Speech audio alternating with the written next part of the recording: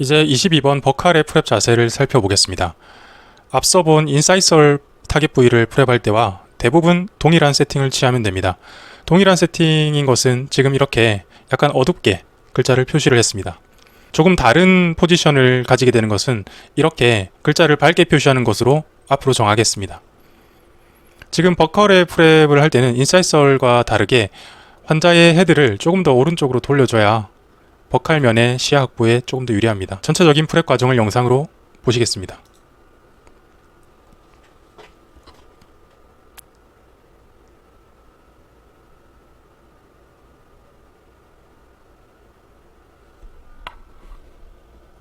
이미지에서 초록색 선은 환자의 헤드와 술자 몸 사이의 거리를 나타내는데 이 거리가 가능하면 가까운 것을 추천합니다.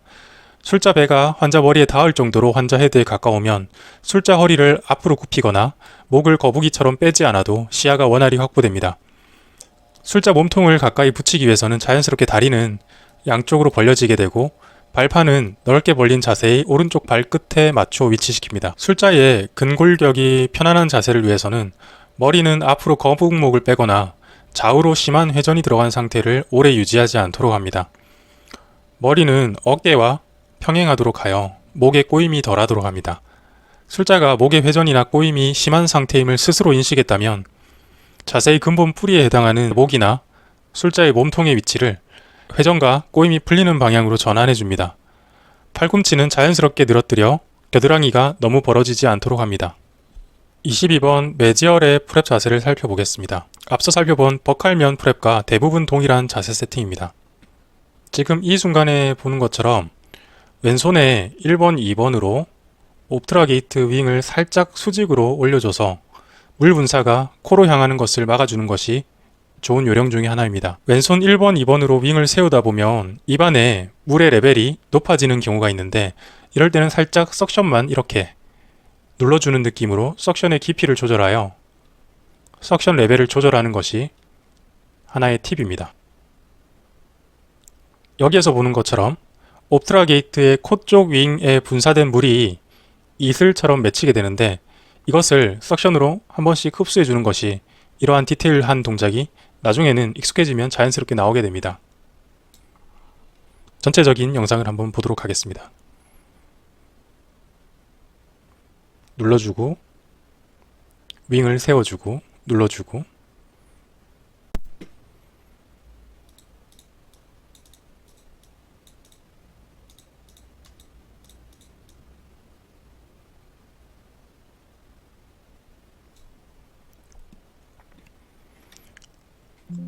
시작. 22번 디스탈의 프랩 자세를 보겠습니다. 매지얼 프랩 때와 비교해서 환자의 헤드 포지션은 조금 더 오른쪽으로 돌아갑니다. 상대적으로 술자의 목은 약간 왼쪽으로 라테랄 플렉션이 됩니다. 그래야 부코 디스탈 면이 조금 더 시야 확보가 잘 되겠죠.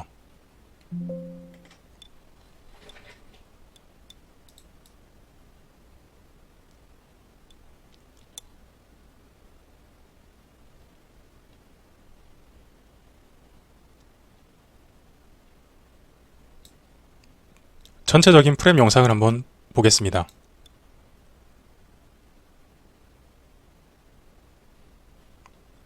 중간중간에 포인트를 한번 살펴보면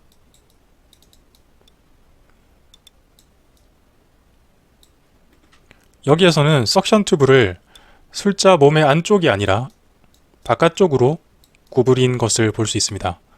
석션 튜브를 이렇게 안쪽으로 구부려서 상하계 튜버러시티 부분에 석션 팁을 위치하게 할 수도 있고 바깥쪽으로 구부려서 하계 레트로몰라 패드 부분에 석션 팁을 위치하게 할 수도 있습니다. 어떻게 구부리느냐는 그때그때 상황에 따라 더 적절한 것을 선택할 수 있는데 이 경우에는 왼손의 1번과 2번으로 옵트라 게이트 윙을 구부려 코 쪽으로 물이 튀지 않게 예방하기 위해서는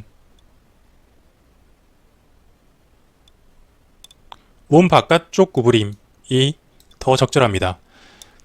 예를 들어서 몸 안쪽으로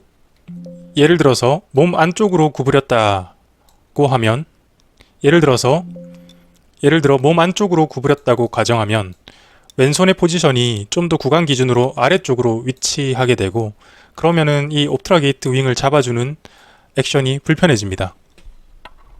22번 매지얼과 디스탈의 자세 비교입니다.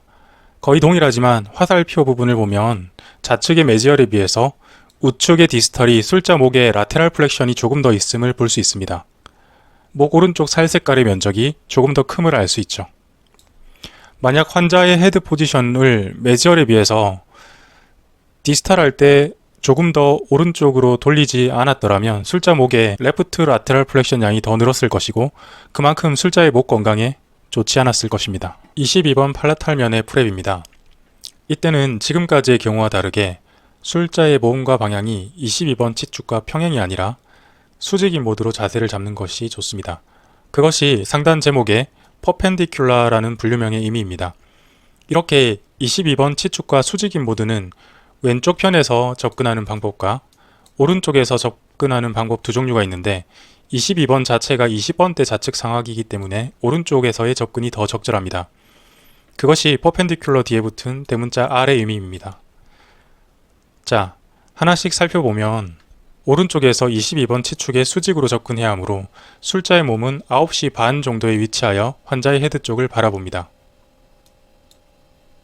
팔라탈면의 시야를 확보해야 하므로 환자 헤드는 왼쪽을 바라보게 됩니다. 이때 어중간하게 회전시키는 것보다는 환자가 완전히 왼쪽으로 고개를 돌리도록 확실히 요청하는 것이 필요합니다.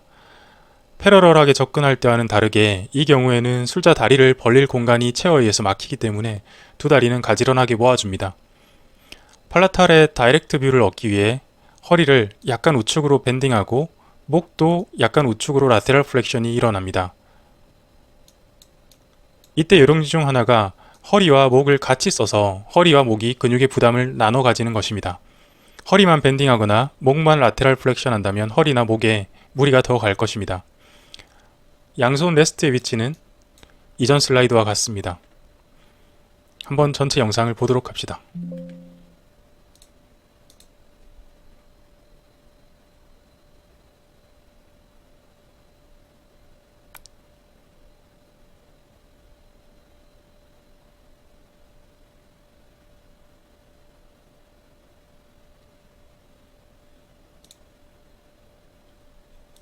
여기에서 보면 팔라탈 타겟 부위에 핸드피스 버를 스트로크 시에 왼손의 2번으로 핸드피스 헤드를 보조적으로 서포트함으로써 핸드피스 움직임의 전체적인 안정성을 높이는 요령도 있습니다. 나머지 사항들은 앞의 슬라이드와 동일합니다.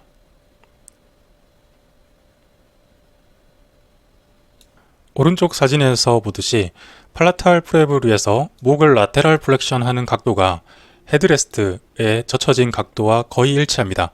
따라서 헤드레스트를 뒤로 완전히 젖히지 않으면 목을 꺾는 각도가 그만큼 더 늘어나서 목의 부담이 많이 늘어납니다. 앞서 언급했지만 허리를 완전히 고추 세워버리면 목을 깎는 각도가 또 늘어납니다. 허리도 약간 우측으로 밴딩을 해주고 목도 약간 우측으로 라테럴 플렉션을 한다면 목 근육의 부담이 줄어듭니다. 앞서 언급했지만 허리를 완전히 고추 세워버리면 목을 꺾는 각도가 늘어나게 됩니다.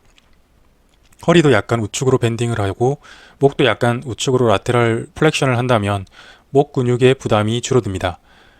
오른쪽 사진의 초록색 화살표처럼 꺾는 각도를 허리와 목이 각각 나누어 가지는 것입니다. 다음은 패러럴 정렬 모드와 퍼펜디큘러 정렬 모드의 다리 자세의 차이를 보여줍니다. 왼쪽은 평행 모드로 다리를 벌리고 최대한 술자의 몸과 환자 헤드 사이의 거리를 가까이 합니다. 초록색은 체어 스위치 발판의 위치를 표시합니다. 오른쪽은 수직 모드 퍼펜디큘러 정렬로 다리를 좁게 모으고 최대한 술자의 몸과 환자 헤드 사이의 거리를 가까이 합니다. 초록색 원은 체어 스위치 발판의 위치를 표시합니다.